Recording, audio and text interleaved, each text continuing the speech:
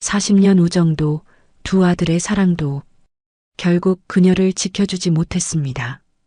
박순자 씨는 그날 밤 깨달았습니다. 행복한 노후를 결정짓는 건 단 세 가지뿐이라는 걸. 그 깨달음은 하루아침에 온 것이 아니었습니다. 시작은 한 통의 전화였습니다. 화면에 뜬 이름은 김말순, 40년 지기 친구였습니다. 박순자 씨는 평소와 다름없이 전화를 받았습니다. 하지만 이 통화가 40년 우정의 마지막이 될 줄은 그때는 몰랐습니다. 친구의 목소리는 들떠 있었습니다. 무슨 좋은 일이 있었나 싶어 박순자 씨도 덩달아 기분이 좋아졌습니다. 김말순 씨는 큰딸이 50만 원 용돈을 보내줬다며 자랑했습니다. 둘째는 100만 원짜리 명품 핸드백을 사다 줬다고 했습니다. 셋째는 마사지 의자를 선물했다며 연신 기뻐했습니다. 박순자 씨는 처음에는 진심으로 축하해 주었습니다. 하지만 점점 마음 한편이 무거워졌습니다. 자신의 현실과 너무 대조적이었기 때문입니다. 큰아들은 호주에 이민을 간 지 3년째. 처음 몇 달은 자주 연락했지만 이제는 명절에나 안부를 묻는 정도였습니다. 작은 아들은 서울에서 직장 생활을 하며 자신의 가정을 꾸려가느라 바빴습니다. 용돈은커녕 전화 한 통 받기도 어려웠습니다. 김말순 씨의 자랑은 끝날 줄을 몰랐습니다. 큰 사위가 고급 한우를 사다 줬다는 이야기, 막내가 고급 홍차를 정기 배송으로 주문해 줬다는 이야기. 박순자 씨는 점점 말이 없어졌습니다.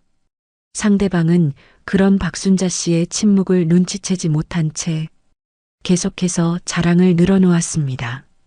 친구의 자랑이 계속될수록 박순자 씨는 자신이 초라해지는 느낌이었습니다. 그런데 김말순 씨가 갑자기 물었습니다. 순자야? 넌 애들이 뭐 좀 해주디? 아들이 둘이나 있잖아. 그 한마디가 가슴에 비수처럼 꽂혔습니다. 박순자 씨는 잠시 말문이 막혔습니다. 무엇라고 대답해야 할까요? 겨우 변명처럼 아들들이 바빠서 그렇다고 대답했습니다. 하지만 김말순 씨의 반응은 차가웠습니다. 바빠도 부모 생각은 해야 한다며 은근히 비판하는 어조였습니다. 마치 박순자 씨가 자식 교육을 잘못했다는 듯한 뉘앙스였습니다. 그 순간 박순자 씨는 깨달았습니다. 이건 친구와의 따뜻한 대화가 아니었습니다.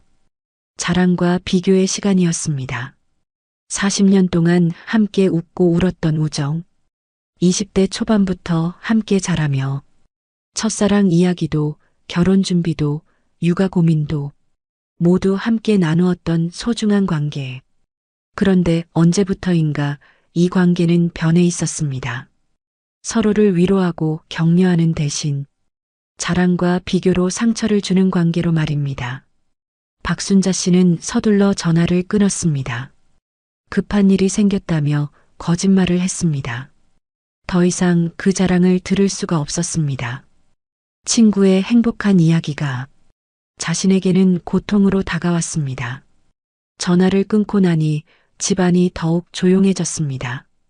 시계 소리만이 규칙적으로 울렸습니다. 박순자 씨는 소파에 주저앉았습니다. 나이가 들수록 친구들과의 만남이 부담스러워지는 이유. 그녀는 이제야 그 답을 알 것 같았습니다. 모든 대화가 비교로 이어졌습니다. 누구의 자식이 더 효도를 잘하는지, 누구의 생활이 더 윤택한지, 누구의 노후가 더 안정적인지. 예전에는 그렇지 않았습니다. 젊었을 때는 서로의 고민을 나누고 힘든 일이 있으면 위로해 주었습니다. 하지만 나이가 들면서 모든 것이 달라졌습니다. 자식 자랑, 생활 자랑, 건강 자랑, 친구들과의 만남은 자랑, 경연대회가 되어버렸습니다. 박순자 씨는 깊은 한숨을 내쉬었습니다. 40년 우정의 첫 번째 균열. 그것은 비교에서 시작되었습니다. 그날 밤 박순자 씨는 잠들지 못했습니다. 친구의 말들이 계속 머릿속을 맴돌았습니다. 내가 뭘 잘못했을까? 다른 엄마들과 뭐가 달랐을까? 자책의 마음이 밀려왔습니다. 친구와의 통화를 끊은 후 박순자 씨는 한동안 멍하니 앉아 있었습니다. 거실의 시계가 째깍째깍 소리를 내며 시간이 흘러가고 있음을 알려주었습니다. 가슴 한편이 답답했습니다. 친구의 자랑이 계속 머릿속을 맴돌았습니다. 우리 큰딸이 50만 원씩이나 용돈을 보내줬어. 둘째는 백화점 상품권을 사다 줬지 뭐야. 그런 말들이 귓가에서 떠나지 않았습니다. 박순자 씨는 자신의 현실을 되돌아보았습니다. 큰아들은 3년 전 호주로 이민을 갔습니다. 처음에는 한 달에 한 번씩 영상 통화를 했지만 이제는 명절에나 안부를 묻는 정도였습니다. 작은 아들은 서울에서 직장 생활을 하고 있었습니다. 결혼한 지 5년째였지만 아직 손자 소식은 없었습니다. 며느리와의 관계도 어색했습니다. 처음에는 자주 연락하며 지냈지만 시간이 지날수록 대화는 줄어들었습니다. 우리 애들은 정말 아무것도 안 해주나? 문득 작은 아들에게 전화를 걸고 싶어졌습니다. 그냥 목소리라도 듣고 싶었습니다. 친구처럼 자랑할 만한 이야기가 있는지도 궁금했습니다. 박순자 씨는 조심스럽게 번호를 눌렀습니다. 벨소리가 길게 울렸습니다. 혹시 바쁘나? 지금 점심시간일 텐데. 한참 후에야 아들의 목소리가 들렸습니다. 하지만 그 목소리는 예상과 달랐습니다. 피곤하고 짜증 섞인 톤이었습니다. 엄마, 나 지금 회사야.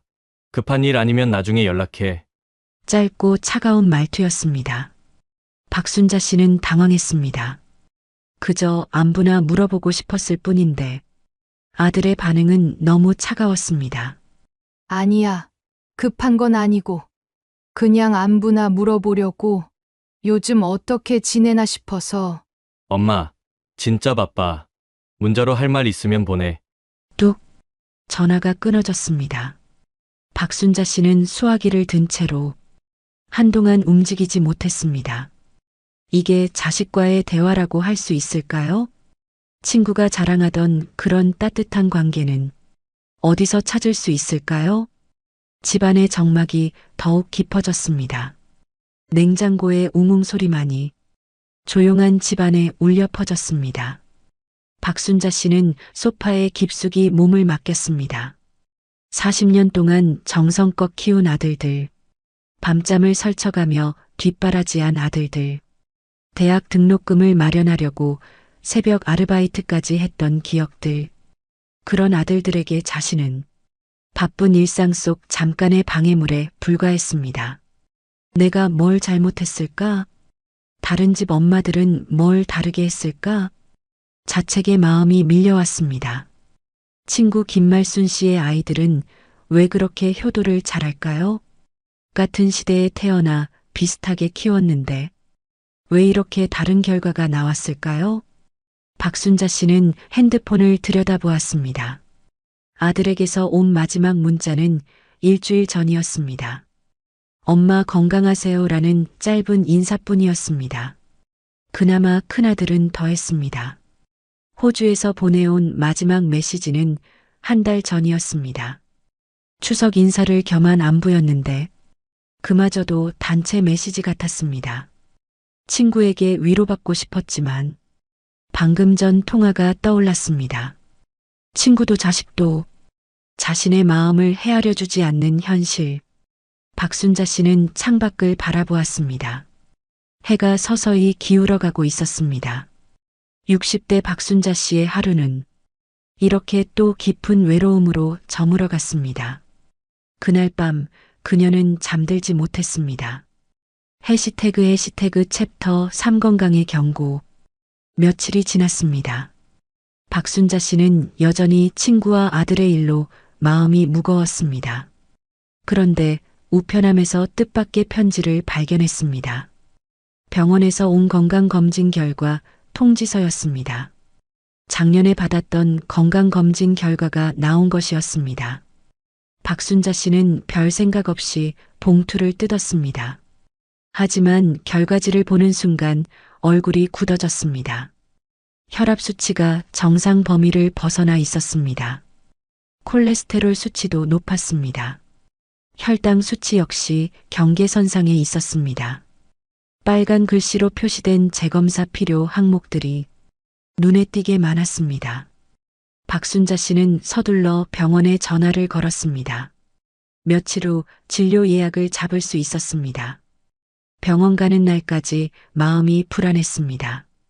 인터넷으로 자신의 수치들을 찾아보니 더욱 걱정이 커졌습니다. 진료실 앞에서 기다리는 시간이 길게 느껴졌습니다. 주변에는 자신과 비슷한 나이대의 사람들이 많았습니다. 모두들 심각한 표정으로 앉아 있었습니다. 박순자 환자분, 간호사의 부름에 박순자 씨는 진료실로 들어갔습니다. 의사는 검진 결과지를 꼼꼼히 살펴보았습니다. 그리고 박순자 씨를 바라보며 말했습니다. 검진 결과, 앞으로 관리를 잘해야 합니다. 그 말은 단순한 조언이 아니었습니다. 의사의 표정이 진지했습니다. 혈압약을 복용해야 한다고 했습니다. 콜레스테롤 수치를 낮추기 위해 식단 조절이 필요하다고 했습니다. 정기적인 운동도 필수라고 강조했습니다. 지금부터 관리하지 않으면 더 큰 문제가 생길 수 있어요. 고혈압, 당뇨, 심혈관 질환, 이런 것들은 한 번 생기면 평생 관리해야 합니다. 의사의 말 한마디 한마디가 박순자 씨의 가슴에 무겁게 내려앉았습니다. 그것은 노후의 자유와 불안을 가르는 경계선이었습니다. 건강하면 혼자서도 살 수 있지만 아프면 누군가에게 의존해야 합니다. 박순자 씨는 문득 깨달았습니다. 친구의 자랑도 자식의 무관심도 건강 앞에서는 별것 아니라는 것을, 아무리 효도하는 자식이 있어도 아픈 건 본인의 몫이었습니다. 아무리 좋은 친구가 있어도 병원에는 혼자 와야 했습니다. 처방전을 받아들고 나오는 길, 박순자 씨의 발걸음이 무거웠습니다. 약국에서 혈압약을 받으며 약사의 설명을 들었습니다. 매일 같은 시간에 복용해야 한다는 것, 부작용이 있을 수 있다는 것, 집으로 돌아와 약봉지를 바라보았습니다. 이제 이 약들과 평생을 함께 살아야 하는 것일까요? 박순자 씨는 거울 앞에 섰습니다. 60대 중반의 자신의 모습이 보였습니다. 언제부터인가 주름이 깊어졌고 머리카락도 많이 휘어졌습니다. 체력도 예전 같지 않았습니다. 젊었을 때는 건강을 당연하게 여겼습니다. 밤을 새워도 괜찮았고 아무거나 먹어도 문제 없었습니다. 하지만 이제는 달랐습니다. 몸이 보내는 신호들을 무시할 수 없었습니다. 그날 밤 박순자 씨는 생각했습니다. 친구들과의 관계도 중요하고 자식들과의 관계도 소중하지만 가장 기본이 되는 건 건강이었습니다. 건강을 잃으면 모든 것이 무의미해집니다. 아무리 많은 돈이 있어도, 아무리 좋은 사람들이 곁에 있어도 아픈 몸으로는 행복할 수 없습니다. 박순자 씨는 결심했습니다. 이제부터라도 건강관리에 신경 써야겠다고 매일 산책을 하고 식단을 조절하고 정기검진을 받아야겠다고. 건강검진 결과는 경고였습니다. 하지만 동시에 기회이기도 했습니다. 아직 늦지 않았다는 것, 지금부터라도 관리하면 된다는 것. 박순자 씨는 침대에 누우며 다짐했습니다. 건강한 노후를 위해 노력하겠다고. 그것이 진정한 노후 준비의 시작이라는 것을 그녀는 이제야 깨닫게 되었습니다. 그날 밤 박순자 씨는 잠들지 못했습니다. 침대에 누워 천장을 바라보며 지난 며칠간의 일들을 되새겼습니다. 친구 김말순 씨와의 통화, 아들의 차가운 반응, 그리고 병원에서 받은 건강검진 결과까지 모든 것이 한꺼번에 밀려왔습니다. 박순자 씨는 뒤척이며 생각했습니다. 이대로 살아도 괜찮을까? 이런 관계들 속에서 행복할 수 있을까? 새벽 2시. 잠은 오지 않았습니다. 박순자 씨는 일어나 거실로 나왔습니다. 조용한 집안에서 혼자만의 시간을 가졌습니다. 40년. 김말순 씨와 함께한 세월이었습니다. 20대 초반 직장에서 만나 함께 연애하고 결혼하고 아이를 키웠습니다. 서로의 기쁨과 슬픔을 나누었습니다. 하지만 언제부터인가 그 관계는 변해 있었습니다. 위로와 격려 대신 비교와 자랑만 남았습니다. 만날 때마다 상처받고 돌아오는 자신을 발견했습니다. 친구를 만나고 나면 더 우울해졌습니다. 자신이 초라하게 느껴졌습니다. 이게 정말 우정일까요? 박순자 씨는 깊이 생각했습니다. 진짜 친구라면 서로를 위로해 주어야 하는 것 아닐까요? 힘든 일이 있을 때 함께 아파해주고 기쁜 일이 있을 때 진심으로 축하해 주어야 하는 것 아닐까요? 하지만 지금의 관계는 그렇지 않았습니다. 상대방의 자랑을 들으며 자신을 비하하게 되는 관계. 만날 때마다 열등감을 느끼게 되는 관계. 이런 관계가 과연 필요할까요? 박순자 씨는 창밖을 바라보았습니다. 새벽 하늘이 서서히 밝아오고 있었습니다. 문득 떠오르는 말이 있었습니다. 나이가 들수록 관계의 질이 중요하다. 어디서 들었던 말인지 기억나지 않았지만 지금의 상황에 딱 맞는 말 같았습니다. 양보다 질. 많은 사람들과 어울리는 것보다 진짜 마음이 통하는 사람 몇 명과 지내는 것이 낫다는 뜻이겠지요. 박순자 씨는 결심했습니다. 이제는 나를 깎아내리는 관계를 끝내야겠다. 40년의 인연이었지만 이제는 끝내야 할 때가 온 것 같았습니다. 끊어내는 일이 쉽지 않다는 것을 알고 있었습니다. 40년 동안 쌓인 추억들이 있었으니까요. 함께 웃고 울었던 시간들이 있었으니까요. 하지만 더 이상 자신을 상처내며 살 수는 없었습니다. 60대 중반의 나이에 남은 시간은 많지 않았습니다. 그 시간을 상처받으며 보낼 수는 없었습니다. 박순자 씨는 핸드폰을 들었습니다. 김말순 씨의 번호를 오랫동안 바라보았습니다. 전화를 걸어서 솔직하게 말해야 할까요? 아니면 자연스럽게 연락을 끊어야 할까요? 고민 끝에 박순자 씨는 문자를 보내기로 했습니다. 전화로 말하기에는 너무 어려웠습니다. 말순아, 요즘 개인적으로 정리할 일들이 많아. 당분간 연락 못할 것 같아. 이해해줘. 짧은 문자였지만 그 안에는 40년 우정을 정리하겠다는 의미가 담겨 있었습니다. 문자를 보내고 나니 마음이 복잡했습니다. 후련함과 동시에 허전함도 느껴졌습니다. 하지만 박순자 씨는 자신의 선택이 옳다고 생각했습니다. 나이가 들수록 중요한 것은 관계의 개수가 아니라 질이었습니다. 자신을 상처 주는 관계보다는 혼자 있는 것이 더 나을 수도 있었습니다. 건강검진 결과를 받고 깨달은 것처럼 노후에 가장 중요한 것은 자신이었습니다. 다른 사람이 자신을 어떻게 평가하느냐보다 자신이 자신을 어떻게 대하느냐가 더 중요했습니다. 박순자 씨는 새벽 공기를 마시며 생각했습니다. 이제 새로운 시작이었습니다. 상처 주는 관계를 정리하고 진짜 자신을 위한 시간을 만들어야겠다고, 그것이 행복한 노후를 위한 첫 번째 단계라는 것을 박순자 씨는 분명히 알고 있었습니다. 해가 떠올랐습니다. 새로운 하루가 시작되었습니다. 김말순 씨에게 문자를 보낸 지 일주일이 지났습니다. 박순자 씨는 자신의 선택이 옳았다고 생각했지만 마음 한편으로는 이상한 감정이 들었습니다. 예상했던 후련함 대신 묘한 공허감이 찾아왔습니다. 평소 같으면 김말순 씨에게서 전화가 왔을 시간. 하지만 이제 그 전화는 오지 않았습니다. 핸드폰은 조용했습니다. 박순자 씨는 거실을 둘러보았습니다. 관계를 정리하고 나니 방안이 더 넓어 보였습니다.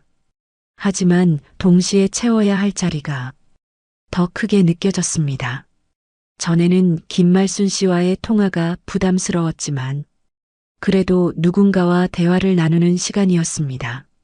자랑을 듣는 것이 힘들었지만 그래도 말을 주고받는 상대가 있었습니다.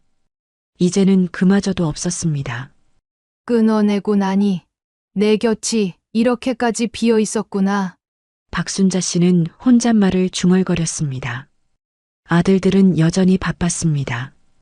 큰아들은 호주에서 연락이 뜸했고 작은아들은 서울에서 자신의 일로 바빴습니다. 이웃들과는 인사 정도만 나누는 사이였고 직장을 그만둔 지도 5년이 지나 동료들과도 연락이 끊어진 상태였습니다. 결국 남은 건 혼자뿐이었습니다. 하루 종일 말을 하지 않는 날들이 늘어났습니다. 마트에서 계산할 때 감사합니다 정도가 그날의 유일한 대화였습니다. 밤이 되면 정막은 더 깊어졌습니다. 텔레비전 소리만이 집안을 채웠습니다. 박순자 씨는 소파에 앉아 생각했습니다. 정말 혼자가 나은 걸까?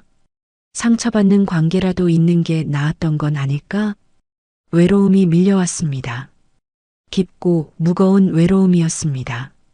젊었을 때는 혼자 있는 시간이 좋았습니다. 아이들 키우느라 바쁠 때는 혼자만의 시간이 소중했습니다. 하지만 지금의 혼자는 달랐습니다. 선택이 아닌 상황이었습니다. 박순자 씨는 창밖을 바라보았습니다. 이웃집에는 불이 켜져 있었습니다. 가족들이 함께 저녁을 먹고 있는 것 같았습니다. 부러웠습니다.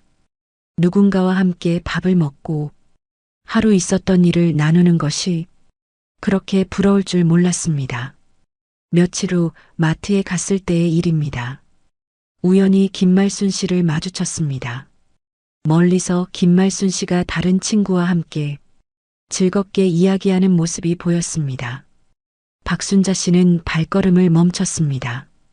김말순 씨도 박순자 씨를 발견했습니다. 잠시 눈이 마주쳤지만 둘 다 먼저 다가가지 않았습니다. 김말순 씨는 곧 다른 곳으로 시선을 돌렸고 박순자 씨도 서둘러 다른 통로로 갔습니다. 집으로 돌아오는 길이 무거웠습니다. 40년 우정이 이렇게 어색하게 끝나는 게 맞을까요? 하지만 되돌릴 수는 없었습니다. 이미 선택한 길이었습니다. 그날 밤 박순자 씨는 더욱 깊은 외로움을 느꼈습니다.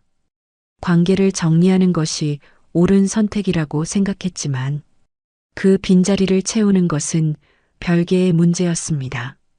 무엇으로 이 공허함을 채워야 할까요? 누구와 새로운 관계를 만들어야 할까요?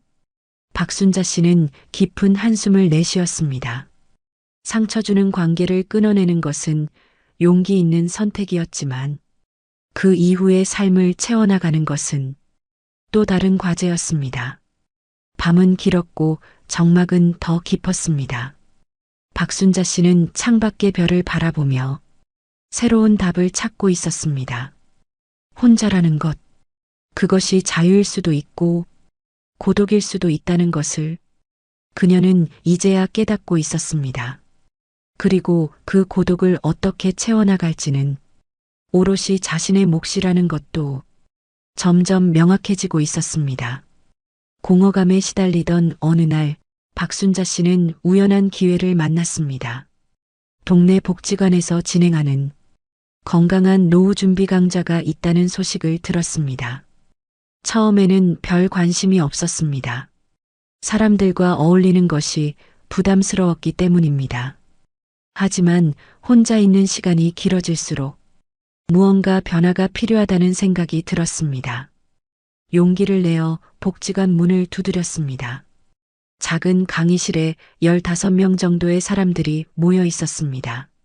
대부분 박순자 씨와 비슷한 나이대였습니다. 강사는 50대 후반의 여성이었습니다. 노후 준비에서 가장 중요한 것은 마음가짐이라고 했습니다. 강의가 끝난 후 다과 시간이 있었습니다. 박순자 씨는 구석에 앉아 혼자 차를 마시고 있었습니다.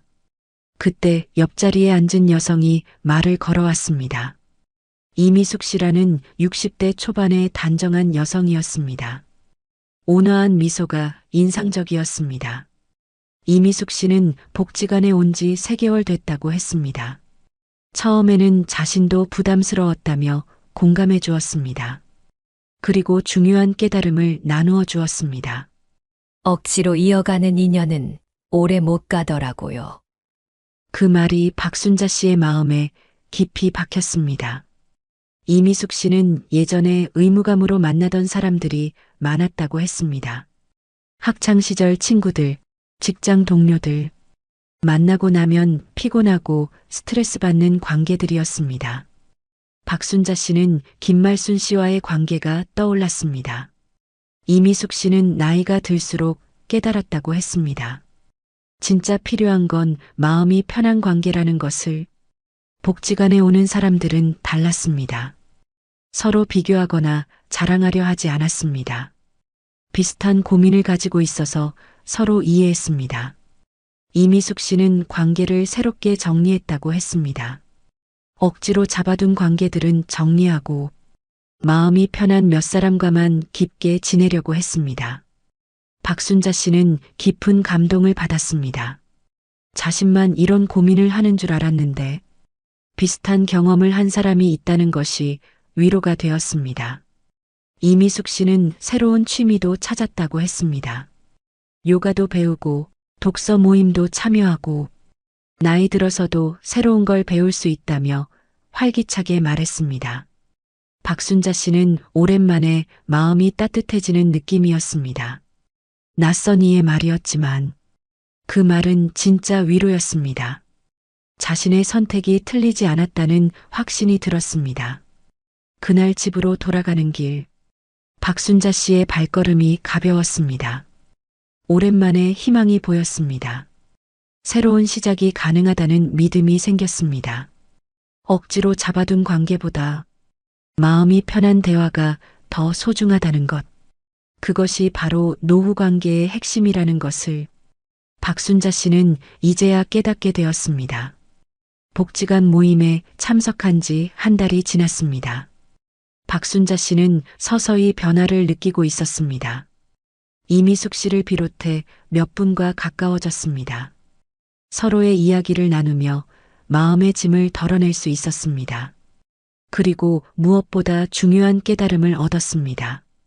박순자 씨는 지난 시간을 돌아보며 노후를 지켜줄 3가지를 분명히 알게 되었습니다. 친구도 자식도 전부는 아니었어. 내가 행복하게 살기 위해선 이 3가지만 있으면 충분했다. 첫 번째는 관계와 취미였습니다. 억지로 붙잡은 인연보다 마음이 편한 몇 사람과 나누는 대화가 훨씬 소중했습니다. 김말순 씨와의 40년 우정은 끝났지만 새로운 사람들과의 만남이 시작되었습니다.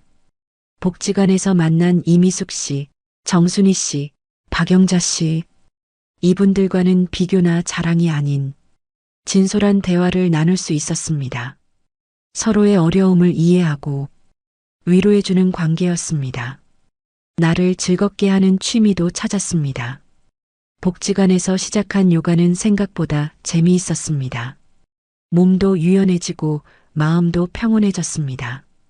독서 모임에도 참여했습니다. 오랜만에 책을 읽으며 새로운 생각들을 만났습니다. 작은 화분에 꽃을 키우는 것도 시작했습니다. 매일 물을 주고 돌보는 일이 즐거웠습니다. 두 번째는 마음가짐이었습니다. 자식에게 기대는 줄이고 혼자 있어도 스스로를 존중하며 살아가는 태도가 필요했습니다. 아들들에게서 관심과 사랑을 받고 싶었지만 그들도 자신의 인생이 있다는 것을 인정했습니다. 억지로 연락하지 않기로 했습니다. 대신 아들들이 연락할 때 따뜻하게 받아주기로 했습니다. 혼자 있는 시간을 두려워하지 않기로 했습니다. 혼자서도 충분히 행복할 수 있다는 것을 깨달았습니다. 작은 감사와 긍정이 하루를 바꿨습니다. 매일 아침 일어나면 감사한 일 3가지를 생각했습니다. 건강하게 잠에서 깬 것, 따뜻한 집이 있는 것, 맛있는 음식을 먹을 수 있는 것. 작은 것들이지만 감사하며 하루를 시작하니 마음이 한결 가벼워졌습니다. 3번째는 건강 관리였습니다. 병원에서 받은 수치보다 중요한 건 지금 당장 몸을 돌보는 습관이었습니다. 매일 아침 30분씩 산책을 시작했습니다. 처음에는 힘들었지만 점점 즐거워졌습니다. 식단도 개선했습니다. 인스턴트 음식을 줄이고 직접 요리했습니다. 복지관에서 배운 건강식 레시피를 활용했습니다. 혈압약도 빠뜨리지 않고 복용했습니다. 정기검진도 미루지 않고 받았습니다. 운동과 균형 잡힌 식습관, 그리고 정기검진이 삶을 지켜주었습니다. 몸이 건강해지니 마음도 밝아졌습니다. 체력이 좋아지니 무엇이든 할 수 있다는 자신감이 생겼습니다. 박순자 씨는 깨달았습니다. 행복한 노후는 거창한 것이 아니었습니다. 많은 돈이나 많은 사람이 필요한 것도 아니었습니다. 진짜 필요한 것은 이 3가지뿐이었습니다. 마음이 통하는 관계와 즐거운 취미, 긍정적인 마음가짐, 그리고 건강한 몸. 이것만 있으면 충분히 행복할 수 있었습니다. 40년 우정의 상실도, 자식들의 무관심도, 건강에 대한 걱정도 이제는 두렵지 않았습니다. 박순자 씨는 자신만의 행복한 노후를 만들어가고 있었습니다. 6개월이 지났습니다. 박순자 씨의 삶은 완전히 달라져 있었습니다. 더 이상 외롭지 않았습니다. 혼자 있어도 두렵지 않았습니다. 복지관 모임은 일주일의 즐거움이 되었습니다. 요가 수업 후 함께 차를 마시며 나누는 대화는 그 어떤 관계보다 편안했습니다. 이미숙 씨, 정순희 씨, 박영자 씨, 이분들과는 진짜 마음을 나눌 수 있었습니다. 서로 힘들 때 위로해주고 기쁠 때 함께 기뻐해주는 관계였습니다. 아들들과의 관계도 변했습니다. 억지로 연락하지 않으니 오히려 자연스러워졌습니다. 작은 아들이 가끔 안부 전화를 걸어왔습니다. 박순자 씨는 따뜻하게 받아주되 부담 주지 않으려 노력했습니다. 큰아들도 호주에서 영상통화를 걸어왔습니다. 예전처럼 자주는 아니지만 통화할 때마다 진심 어린 대화를 나누었습니다. 기대를 줄이니 받는 사랑이 더 소중하게 느껴졌습니다. 건강도 많이 좋아졌습니다. 꾸준한 운동과 식단 관리 덕분에 혈압 수치가 정상으로 돌아왔습니다. 몸이 가벼워지니 마음도 밝아졌습니다. 새로운 것에 도전할 용기도 생겼습니다. 최근에는 복지관에서 진행하는 봉사활동에도 참여하기 시작했습니다. 독거노인분들께 밑반찬을 만들어드리는 일이었습니다. 자신보다 더 외로운 분들을 도우며 보람을 느꼈습니다. 누군가에게 도움이 된다는 것, 그것이 이렇게 기쁜 일인 줄 몰랐습니다. 어느 날 저녁 박순자 씨는 거울 앞에 섰습니다. 6개월 전의 자신과는 완전히 다른 모습이었습니다. 얼굴에 활기가 돌았습니다. 자신감도 생겼습니다. 나는 이제 혼자여도 두렵지 않다. 진짜 나를 지켜줄 사람은 결국 나 자신이었다. 박순자 씨는 조용히 중얼거렸습니다. 40년 우정의 끝에서 그녀는 비로소 자신을 만났습니다. 다른 사람의 인정이나 사랑에 의존하지 않고 스스로 행복을 만들어가는 방법을 배웠습니다. 그리고 깨달았습니다. 노후의 행복은 숫자도 사람의 수도 아니었습니다. 얼마나 많은 돈이 있는지, 얼마나 많은 사람들이 곁에 있는지가 중요한 게 아니었습니다. 진짜 중요한 것은 스스로를 존중하는 마음이었습니다. 자신을 사랑하고 돌보는 마음, 작은 것에도 감사할 줄 아는 마음, 매일을 소중하게 여기는 마음, 그런 마음가짐이야말로 행복한 노후의 진짜 비밀이었습니다. 박순자 씨는 창밖을 바라보았습니다. 저녁 하늘이 아름답게 물들어 있었습니다. 내일은 또 어떤 즐거운 일이 기다리고 있을까요? 복지관에서 새로운 친구를 만날 수도 있고, 새로운 취미를 시작할 수도 있을 것입니다. 나이가 들어도 여전히 배울 것이 많고, 경험할 것이 많다는 사실이 기뻤습니다. 박순자 씨의 새로운 인생이 시작되었습니다. 진짜 자신을 위한 인생이었습니다. 그것이 바로 행복한 노후의 진짜 모습이었습니다. 친구도 자식도 노후를 완전히 지켜줄 수는 없습니다. 진짜 행복한 노후는 세 가지에 달려 있습니다. 질 좋은 관계와 즐거운 취미, 긍정적인 마음가짐, 꾸준한 건강관리. 행복한 노후는 거창한 것이 아닙니다. 스스로를 사랑하는 마음에서 시작됩니다. 박순자 씨처럼 말입니다. 여러분도 비슷한 고민을 하고 계신다면 이 이야기가 작은 위로가 되었기를 바랍니다. 더 많은 이야기로 찾아뵙겠습니다. 구독과 좋아요로 응원해주세요. 황혼이혼 45년의 결혼 생활이 끝났습니다. 남은 건 집, 연금, 그리고 빚. 법은 냉정했고 숫자는 잔인했습니다.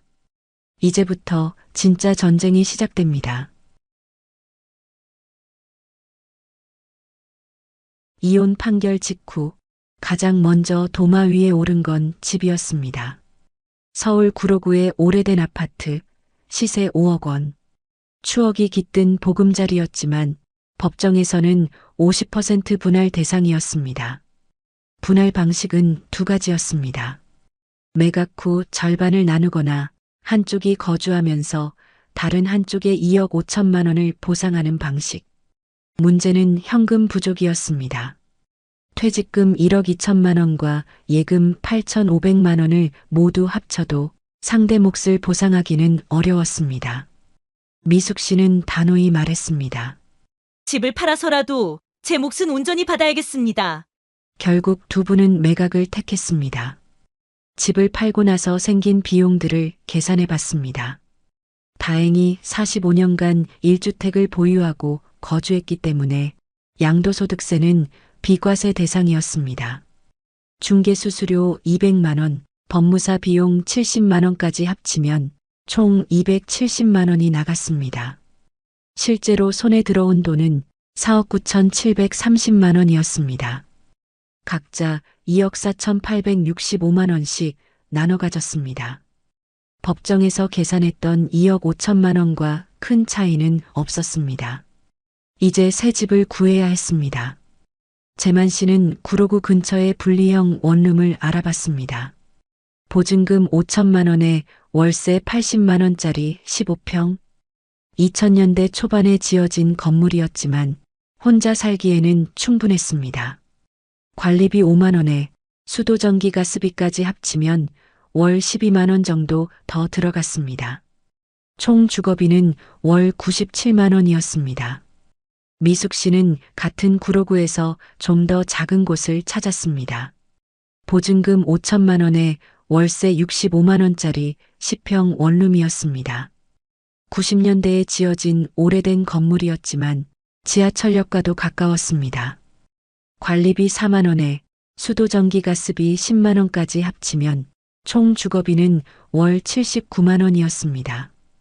두 사람 모두 집 문제는 해결했지만 보증금과 이사 비용으로 상당한 돈이 들어갔습니다. 하지만 혼자 사는 것은 생각보다 어려웠습니다. 재만 씨는 45년간 아내가 해주던 요리를 이제 혼자 해야 했습니다. 하지만 요리 경험이 전혀 없었습니다. 결국 배달 음식과 외식에 의존하게 되었습니다. 하루 식비만 18,000원씩 들어갔습니다. 한 달이면 54만 원. 서울 물가가 비싸다 보니 식비 부담이 더욱 컸습니다. 더 큰 문제는 건강이었습니다. 기름진 음식을 계속 먹다 보니 소화가 잘 안 되고 체중도 늘어났습니다. 재만 씨는 예전 미숙 씨의 집밥이 그리웠습니다. 미숙 씨는 다른 문제가 있었습니다. 45년간 남편과 함께 살다가 혼자 원룸에 있으니 밤이 무서웠습니다. 작은 소리에도 깜짝깜짝 놀랐고 잠들기가 어려웠습니다.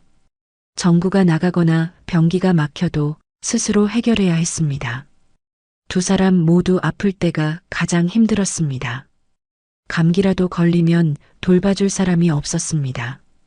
약국에 가는 것조차 혼자 해야 했습니다.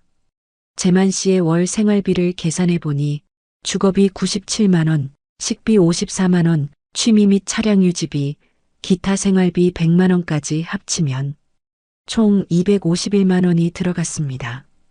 1년이면 3,012만 원, 10년이면 3억 120만 원. 계산해 보니 6년 정도면 바닥날 상황이었습니다. 미숙 씨는 요리를 할 줄 알아서 식비는 절약했지만 그래도 혼자 장보고 요리하기엔 40만 원은 들어갔습니다. 대신 보안 문제로 택시를 자주 이용했습니다.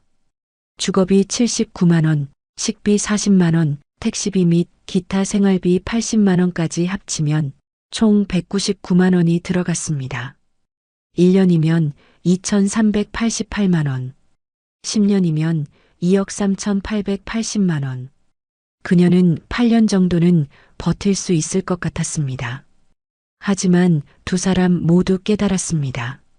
서울에서 혼자 사는 것이 생각보다 훨씬 비싸다는 것을. 예전에는 두 사람이 함께 써서 모든 비용을 나눠 썼는데 이제는 각자 감당해야 했습니다. 재만 씨는 혼자 중얼거렸습니다. 서울에서 혼자 살기가 이렇게 힘들 줄 몰랐어. 황혼 이혼의 첫 번째 현실이었습니다. 재산 분할 자체보다는 이후의 생활비 증가가 더 큰 부담이라는 것. 그런데 더 큰 문제들이 기다리고 있었습니다. 연금과 빚에 관한 이야기가 남아 있었기 때문입니다. 집을 나눈 뒤에도 끝이 아니었습니다. 이제는 매달 들어오는 연금을 두고 또 다른 갈등이 시작되었습니다. 재만 씨는 30년간 공무원으로 일하며 성실히 연금을 납부했습니다. 퇴직 후 받게 될 연금이 노후 생활의 버팀목이라고 생각했습니다. 하지만 법원은 이것도 재산분할 대상이라고 판단했습니다. 혼인 기간 동안 납부한 연금은 공동재산, 따라서 절반을 분할해야 한다는 것이었습니다. 재만 씨는 이해할 수 없었습니다. 내가 낸 연금인데 왜 반을 줘야 합니까? 하지만 미숙 씨의 생각은 달랐습니다. 당신이 회사 다니는 동안 내가 집 지켰으니 이 연금도 내 몫이 있어야 한다고 생각했습니다. 법원은 명확하게 판단했습니다. 혼인 기간 중 형성된 연금급여는 부부의 공동 노력으로 만들어진 재산이라는 것. 결국 재만 씨가 받을 연금은 생각보다 크게 줄어들었습니다. 혼자 살기엔 빠듯한 수준이었습니다. 미숙 씨는 그나마 연금을 받게 되었지만 45년간 전업주부로 살아온 그녀에게는 여전히 부족한 금액이었습니다. 두 사람 모두 깨달았습니다. 연금 분할이 이렇게 큰 의미를 갖는다는 것을. 재만 씨는 친구들에게 물어봤습니다. 다들 비슷한 고민을 하고 있었습니다. 연금만으로는 생활이 어려워서 70세가 넘어서도 일을 해야 한다고 했습니다. 미숙 씨 역시 불안했습니다. 연금 분할로 받는 돈만으로는 안정적인 노후를 보장받기 어려웠기 때문입니다. 황혼 이혼의 두 번째 현실이었습니다. 집뿐만 아니라 연금까지 나눠야 하고 각자의 노후 계획이 완전히 바뀐다는 것. 그런데 가장 큰 충격은 아직 남아 있었습니다. 지금까지 몰랐던 빚들이 하나둘씩 드러나기 시작했기 때문입니다. 집과 연금을 나눈 뒤에도 문제는 끝나지 않았습니다. 다음 쟁점은 빚이었습니다. 퇴직 후 연금만으로는 생활이 빠듯해 생활비를 메우기 위해 부부 공동 명의로 받은 대출이 있었습니다. 카드 대금, 가전제품 할부금, 의료비 할부까지 여러 빚들이 쌓여 있었습니다. 재만 씨는 주장했습니다. 생활비 때문에 밀린 건데 내가 갚아야 합니까?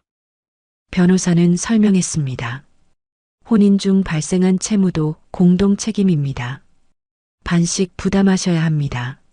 재산만 나누는 게 아니었습니다. 빚도 절반씩 나눠지는 것이었습니다. 문제는 그 빚들이 생각보다 많았다는 것입니다. 45년간 함께 살면서 생각보다 많은 빚들이 모두 재산분할 대상에 포함되었습니다. 더 큰 문제가 있었습니다. 서로 모르게 만든 빚들이 발견된 것입니다. 재만 씨 명의로 된 개인 대출, 미숙 씨가 전혀 모르는 돈이었습니다. 퇴직 준비를 위해서라고 했지만 실제로는 다른 용도로 쓴 돈이었습니다. 미숙 씨 명의의 카드 대금도 있었습니다. 자녀 지원과 생활비로 쓴 카드 대금이었는데 재만 씨는 전혀 몰랐던 빚이었습니다. 두 사람 모두 예상보다 받을 돈이 크게 줄어들었습니다. 재만 씨는 화가 났습니다. 미숙 씨가 모르게 받은 개인 대출까지 왜 자신이 절반을 부담해야 하는지 이해할 수 없었습니다. 미숙 씨도 마찬가지였습니다. 자녀 지원은 가족을 위한 것이었는데 왜 빚으로 취급되는지 억울했습니다. 하지만 법은 명확했습니다. 혼인 중 발생한 모든 채무는 용도에 관계없이 공동 책임이라는 것. 변호사가 덧붙였습니다. 앞으로도 새로운 빚이 발견될 수 있습니다. 완전히 정리되려면 시간이 더 걸릴 것 같다고 했습니다. 두 사람은 서로를 의심하게 되었습니다. 혹시 숨겨놓은 빚이 더 있는 건 아닌지 서로를 믿을 수 없게 되었습니다. 45년간 함께 살면서도 서로 모르는 빚이 이렇게 많았다는 사실이 더욱 충격적이었습니다. 재만 씨는 혼자 중얼거렸습니다. 재산을 나누는 것도 서러운데 빚까지 나눠야 하다니. 황혼이혼의 세 번째 현실이었습니다. 재산 분할은 플러스만 나누는 게 아니라 마이너스도 함께 나누는 것이라는 것. 하지만 여기서 끝이 아니었습니다. 집도 나누고 연금도 나누고 빚도 나눴지만 아직 계산하지 못한 것들이 남아 있었습니다. 바로 혼자 살면서 새롭게 생기는 각종 세금과 의료비 부담이었습니다. 집을 나누고 빚까지 정리했지만 또 다른 문제가 나타났습니다. 바로 세금과 보험료였습니다. 건강보험료는 연금 소득과 재산에 따라 매달 부담이 늘어났습니다. 혼자 살게 되면서 지역가입자가 되었고 보험료도 각자 따로 내야 했습니다. 예전에는 재만 씨 직장 건강보험으로 두 사람이 함께 혜택을 받았는데 이제는 각자 보험료를 내야 했습니다. 게다가 나이가 들수록 의료비가 커졌습니다. 기본 검진은 무료였지만 추가 검사와 약값이 점점 늘어났습니다. 재만 씨는 당뇨약을 먹기 시작했습니다. 월 5만 원 정도의 약값이 추가로 들어갔습니다. 미숙 씨는 무릎이 아파서 정형외과를 다녔습니다. 물리치료비만 월 5만 원에서 10만 원씩 나갔습니다. 기본 검진은 무료였지만 추가 검사 비용과 만성질환 약값, 치과 임플란트나 무릎 수술 같은 큰 지출이 갑자기 생겼습니다. 이렇게 예상치 못한 병원비까지 더해지니 1년에 200만 원에서 300만 원은 금세 나갔습니다. 장기요양보험도 변수가 되었습니다. 등급을 받으면 지원이 가능하지만 등급이 나오기 전까지는 모든 간병비를 자비로 부담해야 했습니다. 재만 씨는 친구의 이야기를 들었습니다. 치매 진단을 받고 요양원에 들어갔는데 월 200만 원씩 든다는 얘기였습니다. 장기요양보험 지원을 받아도 본인 부담금이 상당했습니다. 미숙 씨는 더 걱정이 많았습니다. 혼자 살면서 갑자기 쓰러지면 누가 돌봐줄 것인가 하는 불안감이 컸습니다. 계산기를 두드릴수록 앞으로 20년 노후에 필요한 돈은 생각보다 훨씬 컸습니다. 이렇게 돈이 많이 들 줄 몰랐는데 의료비만으로도 연간 300만 원은 들어갈 것 같았고 건강보험료도 매년 오를 예정이었습니다. 각종 세금까지 고려하면 연금만으로는 턱없이 부족해서 매달 예금을 깨먹어야 했습니다. 두 사람 모두 깨달았습니다. 재산 분할로 받은 돈이 많아 보여도 실제로는 여러 비용들이 빠져나간다는 것을. 노후에는 단순히 생활비만 드는 게 아니라 의료비, 보험료, 세금 등 예상치 못한 지출이 계속 발생한다는 것이었습니다. 황혼 이혼의 네 번째 현실이었습니다. 재산을 나눠받아도 각종 세금과 의료비로 인해 실제 여유는 생각보다 적다는 것. 이제 정말 마지막 이야기가 남아 있었습니다. 법정에서 오간 날선 말들과 되돌릴 수 없는 상처들에 대한 이야기였습니다. 재산분할 과정에서 가장 아픈 건 돈이 아니었습니다. 법정에서 오간 말들이었습니다. 45년간 쌓인 모든 불만이 변호사를 통해 쏟아져 나왔습니다. 재만 씨 측 변호사가 주장했습니다. 아내분은 45년간 경제 활동을 하지 않으셨습니다. 가사노동의 가치를 과대평가해서는 안 됩니다. 미숙 씨는 그 말을 듣고 울었습니다. 45년간 집안을 돌보며 살아온 자신이 한순간에 무가치한 존재가 된 기분이었습니다. 미숙 씨 측 변호사도 반박했습니다. 의뢰인은 시어머니 치매의 간병을 5년간 했습니다. 이를 간병인 비용으로 환산하면 수억 원입니다. 재만 씨는 화가 났습니다. 어머니를 돌본 것까지 돈으로 계산한다니 미숙 씨가 이렇게 차가운 사람이었나 싶었습니다. 더 아픈 말들이 오갔습니다. 남편분의 외도 의혹이 있었습니다. 아내분이 집안 경조사비를 과도하게 썼습니다. 45년간 묻어두었던 서로의 상처들이 법정에서 모두 드러났습니다. 재만 씨는 생각했습니다. 정말 이혼해야 하는 걸까? 이렇게까지 서로를 헐뜯어야 하는 걸까? 미숙 씨도 마찬가지였습니다. 한때 사랑했던 사람과 이런 식으로 헤어져야 하는 현실이 슬펐습니다. 45년이 이렇게 끝나는 게 맞나요? 하지만 이미 돌이킬 수 없었습니다. 변호사들은 의뢰인을 위해 상대방의 약점을 계속 공격했습니다. 성인 자녀들도 상처를 받았습니다. 부모님이 법정에서 싸우는 모습을 지켜봐야 하는 것이 괴로웠습니다. 첫째 아들이 말했습니다. 그냥 집에서 얘기하면 안 돼요? 왜 법정까지 와서 이래야 해요? 하지만 두 사람은 이미 서로 대화할 수 없는 상태였습니다. 법정에서 나온 뒤 재만 씨와 미숙 씨는 서로 눈도 마주치지 않았습니다. 45년간 함께 살았던 사람이 이제는 가장 미운 사람이 되어버렸습니다. 재산 분할이 끝나고 나서 두 사람은 각자의 길을 갔습니다. 하지만 마음속 상처는 돈으로 치유할 수 없었습니다. 재만 씨는 새 원룸에서 혼자 저녁을 먹으며 생각했습니다. 정말 이게 원했던 삶인가? 미숙 씨도 마찬가지였습니다. 자유를 얻었지만 그 대가가 너무 컸습니다. 주변 사람들도 어색해했습니다. 45년간 부부로 알고 지냈는데 갑자기 남남이 되어버린 상황을 어떻게 받아들여야 할지 모르겠다고 했습니다. 동네에서 마주치는 것도 부담이었습니다. 같은 지역에 살다 보니 가끔씩 마주칠 수밖에 없었는데 서로 못 본 척하며 지나쳤습니다. 황혼 이혼의 마지막 현실이었습니다. 재산을 나누는 것보다 마음의 상처가 더 크다는 것.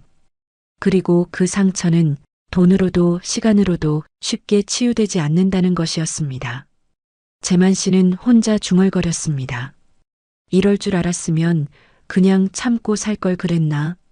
하지만 이미 늦었습니다. 45년의 세월이 법정 한 번으로 끝나버린 것입니다.